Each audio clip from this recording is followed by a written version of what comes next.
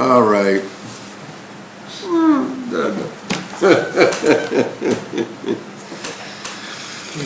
Diburei Emuna. Oy vey. Chelek Gimel.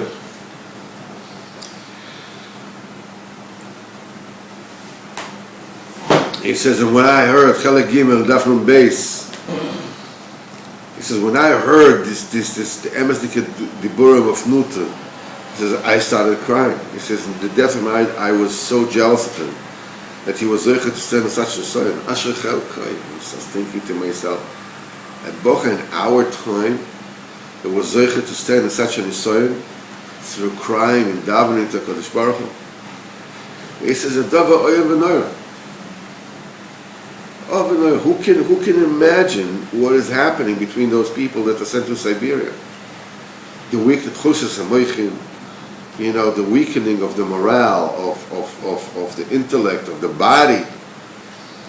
Because it's obvious that by the thousands of people that were there, that a boy that will be alone with a daughter of a priest doesn't stand a chance. Has a chance of a snowball in hell. I mean, it's done. It's like a pigeon flying in a shooting range. It's done. As good as shot. No suffix. It says they never even figured that in the very inside of the darkness and the filth, there's a boy that is holding on to a tzelem Elokim, to his godly image, in such a perfect oifen, and he's willing to be Moshe Nefesh, to die for it. It's the schus of this heilige Bocher that it made an unbelievable Kiddush Hashem. That she, announced with total certainty to everybody, to the people. There were thousands of people there. There is one pure, clean Bocher in the world. There's none other like him, Nuta Golik. And she didn't believe that there is still such a nefesh in the entire world that can send a constant nisoyan, day by day, by day, by day. A Bachar is not married, day by day for 3 years.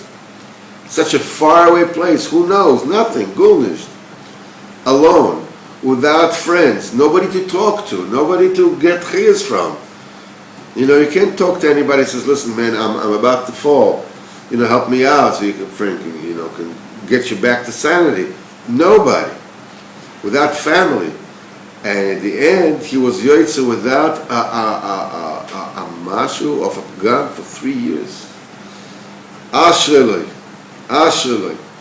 He says, whatever actually happened to it, this is heilige bocho, Rabnuta Golik is unknown. He disappeared together with the other tzaddikim kadoshim that people don't know where they're buried. Hashem yikon damam.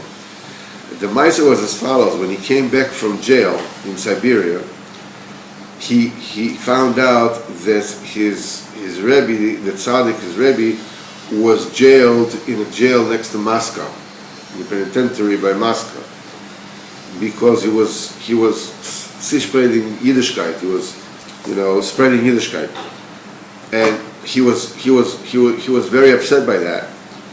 And he says, and his noble heart could not rest. His Rebbe that taught him Torah and Das Elokim is in jail behind bars. So he said he has to free him.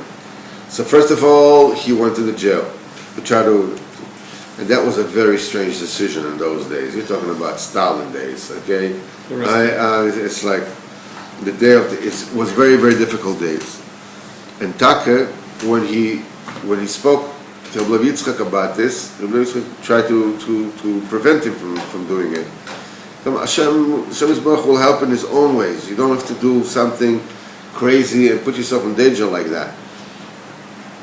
But he couldn't hold himself, and he went. And Taka, when he went there, and he appealed to speak about the Rav, they started questioning him.